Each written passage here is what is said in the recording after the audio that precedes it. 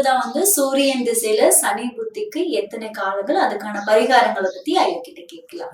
சொல்லுங்க ஐயா, சூரியன் திசையில சனி எத்தனை காலங்கள் இருக்கும்? அந்த சனி புத்தி. சனி புத்தி ரொம்ப சந்தோஷமா. ஏன்னா சூரியனுடைய மகன் தான் சனி.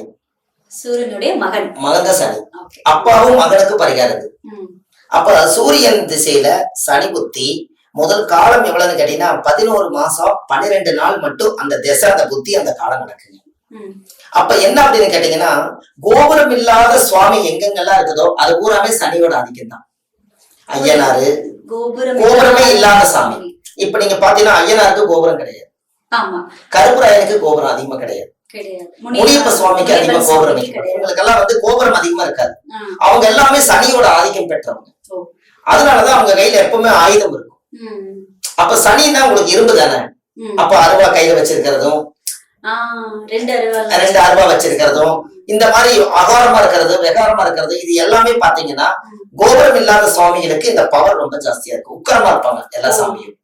அப்போ அந்த உக்கிரமா இருக்கும் போது சூரியன் திசையில சனி புத்தி யாருக்கு நடந்தாலும் அந்த காலகட்டங்கள்ல முனீஸ்வரன் கோயில்ல போய் இவங்க பொங்கல் வச்சு பூமாலை கல்கண்டு வாங்கி வச்சு பூஜை பண்ணி அர்ச்சனை பண்ணிட்டு வரலாம். முனீஸ்வரன் கோயில்ல, கருப்புராயன் கோயில்ல போய் நீங்க அர்ச்சனை பண்ணி சாமி கும்பிடலாம். நம்ம பேருக்கு தாங்க. நம்ம அந்த புத்தி நடக்கிறதுனால அந்த கோயிலுக்கு போயிட்டு வந்தா ரொம்ப நல்லா இருக்கும். இப்ப சனியுடைய தானியம் என்னன்னு கேட்டீங்கன்னா எள்ளு. அந்த எள்ள வந்து ஒரு மண் விளக்குல போட்டு அதுல நல்லெண்ணெய் ஊத்தி, சனி வந்து 19 வருஷம் திசை நடக்கும். அப்ப 19 விளக்கு எள்ளு விளக்கு ஏத்தி அந்த முனீஸ்வரனுக்கும் கருப்புராயனுக்கு வச்சு பூஜை பண்ணலாம். ஆமாங்க. அப்ப கருப்புராயனுக்கு அந்த பூஜை பண்ணிட்டு, ரெண்டாவது இன்னொரு விஷயம் என்ன அப்படின்னு கேட்டீங்கன்னா, சனிக்கிழமை அன்னைக்கு கால் ஊனமா இருக்கிறவங்களுக்கு கருப்பு கொடையும் கருப்பு செப்பலும் எள்ளு உருண்டையும் வாங்கி தானம் பண்ணா சனி தோஷம் உங்களை பாதிக்காது.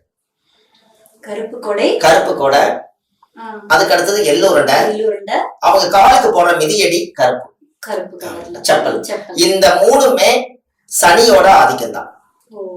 இந்த 3மே அவங்க வந்து கால் ஊனமா இருக்கிறவங்களுக்கு சனியோட ஆதிக்கம் இருக்கிறவங்க தான் அந்த கால் ஊனமாகும். அந்த அவங்களுக்கு கொண்டு போய் இவங்க தானம் கொடுக்கணும். அந்த சனிக்கிழமை கொண்டு போய் தானம் கொடுத்துக்குவாங்க.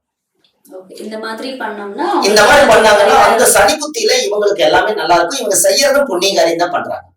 புண்ணியம் செய்வதற்கே புண்ணியம் செய்திருக்க வேண்டும். ஆமா, அது ரொம்ப ரொம்ப சொல்ல போனோம் அப்படின்னா இது கிடைக்கிறதே ரொம்ப, இது இந்த புண்ணியம் பண்ண நீ வாழ்க்கையில் நல்லா இருப்ப அப்படின்னு சொல்லுவாங்க பெரியவங்க எல்லாருமே சொல்லி இருப்பாங்க. ஆமா, அதனால இதை வந்து நீங்க கரெக்டா நீங்க பண்ணனீங்கனாலே உங்க வாழ்க்கை வந்து ரொம்ப சுபிட்சமா இருக்கும். இந்த எளிய பரிகாரம் சூரியன் திசையில சனி புத்தி நடக்கிறவங்க இந்த பரிகாரத்தை செஞ்சு பலன் பெறலாம். ரொம்ப நல்லா இருப்பீங்க. எல்லா மக்களுக்கும் இது யூஸ்ஃபுல்லா இருக்கு, செஞ்சு பாருங்க. ஐயா சொல்றத நம்பிக்கையோட முழு மனசோட சூரியன் திசையில சனி புத்தி இருக்கிறவங்க இந்த பரிகாரத்தை நீங்க செய்யலாம்.